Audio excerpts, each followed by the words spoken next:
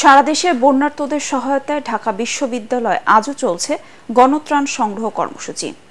এদিকে বৈষম্য বিরোধী ছাত্র আন্দোলনের সমন্বয়করা জানান, অনেকে সহায়তার জন্য এখনও কাপড় নিয়ে আসছেন। কাপড়ের পরিবর্তে শুকনো খাবার, স্যালাইন, স্যানিটারি ন্যাপকিন, পানি বিশুদ্ধকরণ ট্যাবলেট, হ্যান্ড মাইকের মতো সামগ্রী বেশি প্রয়োজন বলেও জানান তারা। রিপোর্ট করছেন ঐশী গোস্বামী প্রমা।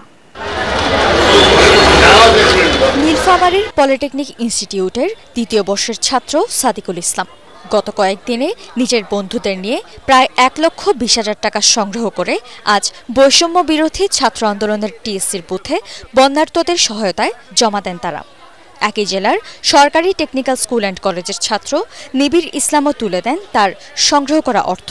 পর্যাপ্ত পরিমাণে শুকনো খাবার, স্যালাইন এবং কাপড় আমরা নিয়ে আসছি এবং আমরা নগদ অর্থ আনছি। মুড়ি আছে 2 মণ, চিড়া আছে 1 মণ, গুড় আছে 1 মণ, চিনি আছে 40 কেজি, এগুলো আমরা জমা দিচ্ছি এখানে। বন্যার্তদের সহায়তায় নগদ অর্থের পাশাপাশি পরিচয় গোপন রেখে নিজের স্বর্ণালঙ্কারও দিয়েছেন কোনো কোনো নারী। খুব সকালেই একজন আন্টি আসলেন, তার একজোড়া বালা দিলেন, আর তার কাছে 3টা আংটি ছিল।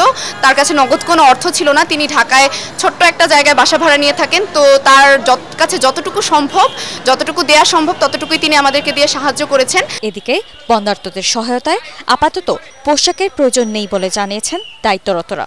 কাপড়ের পরিবর্তে নিজেদের সামর্থ্য অনুযায়ী শুকনো খাবার কিংবা অর্থ সহায়তা দেওয়ার আহ্বান জানান তারা। এগুলো সব কাপড়, দেখতে হয়তো খাবারের প্যাকেটের মতো লাগছে, কিন্তু এগুলো কাপড়। টিএসসিতে এখন সেই অর্থে খাদ্য সামগ্রী জমা নেই। পুরাতন কাপড় এগুলো আনবেন না এবং আপনারা চেষ্টা করবেন হ্যান্ড মাইক, টর্চ লাইট এই জিনিসগুলা দেওয়ার। সবাই সহযোগিতা করলে এটা আমরা এই বিপদ ওভারকাম করতে পারবো। শুধু নোয়াখালী কিংবা ফেনী নয়, সেনাবাহিনীর সাহায্যে বৈষম্য বিরোধী ছাত্র আন্দোলনের ত্রাণ পৌঁছেছে খাগড়াছড়ির মতো দুর্গম এলাকাগুলোতেও।